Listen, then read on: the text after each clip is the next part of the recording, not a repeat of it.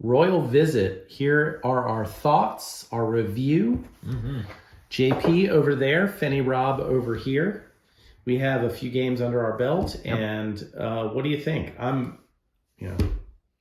sold. Yeah, I like it a lot. It like a lot of Reiner Knizia games, does a good job of making you think about a lot of different ways to try to mitigate the danger. This has like a lot fewer ways to score the points, but a lot more things for you to keep track of along the way to mostly keep your opponent from scoring points. So it feels like a really tight game. Well, you have just a couple things. You have the two balancing features here. You don't want to let this accumulate to the other player's side. And then also, you never want the king to make it into a chateau. Those are the ways the game will be over. The other thing is you can sort of delay and let the decks run out and just get the king on your side right at that moment. The second time through. Yeah, which I thought we were, if not to spoil anything about our playthrough, but at least in one of our playthroughs, I think if you had a slightly different hand, you might could have won on the last go. If I had one king card, but if you have two king cards, you can move the whole court, and which is the guards. I like at first.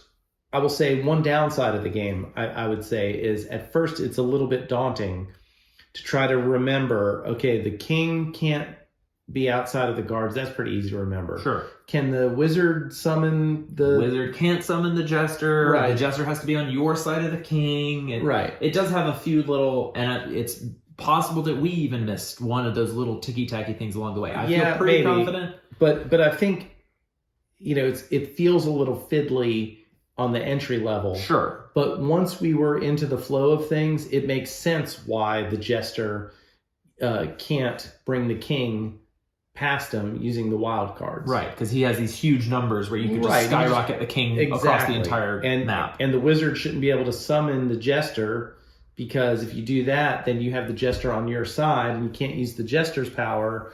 So it's sort of like to me, I've played north of a dozen Knizia games at this point. It's probably over 20 different ones.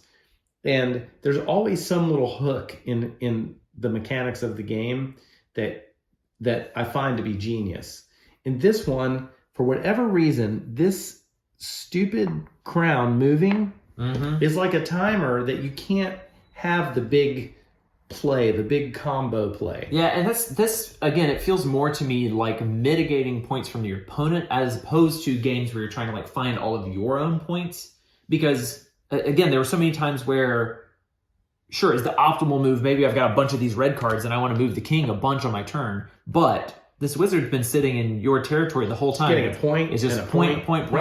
So now, do I waste a whole turn to move that wizard one just to get him out of scoring?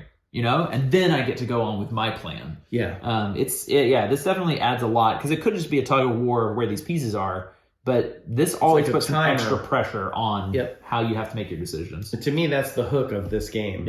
And so, the more I think about it, the more, there's a lot more going on thinking-wise than with 5 pieces on the board. Oh, sure. And cards. Yeah, this is the kind of thing, again, this is fabric. You roll it up and have a little card box for these. These are chunky little wooden pieces. You take it out for the, picnic in the park or something and throw it out. But there's more going on here than just, taking a deck of cards or whatever. You got to think. Recently, we played Sunrise Lane. That's another Knizia game that feels way kinder, at least at 2 players, than this did. This is strictly a 2-player game, and I think Sunrise Lane, we talked about, would be more cutthroat with a higher amount of players.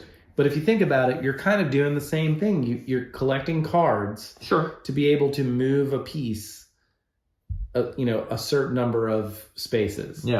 It feels like Rummy or something. You're trying to get 3 of a kind, 4 of a kind. The more you have, the more you can do.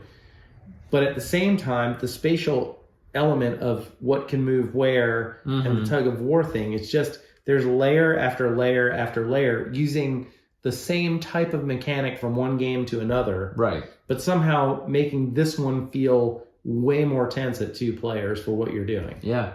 And for something that could be very abstract, I actually feel like the theming is kind of there too. I mean, it does feel like this tug of war, but like the whole concept of the role of these pieces, the guards having to flank the king sort of being caught between them. The wizard summoning something to him, these sort of jester silly powers. Chaos. Yeah. It has a lot for, again, relatively small amount of components and small box size and stuff like that. 30 minutes is what we clocked in our games.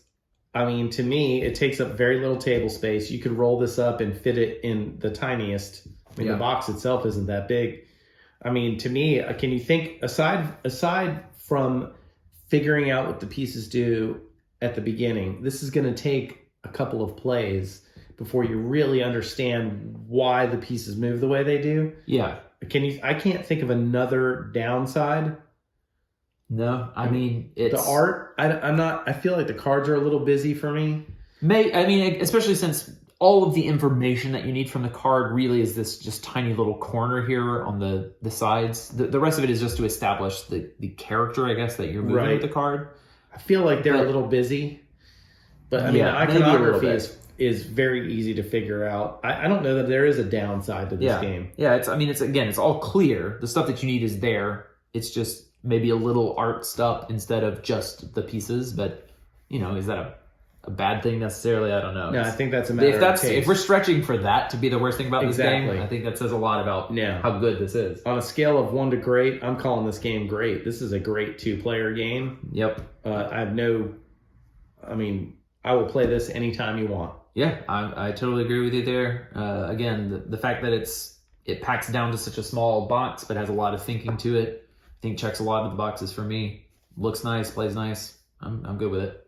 Great job, Dr. Knizia. Again, thank you for watching. Please like this video and subscribe to the channel.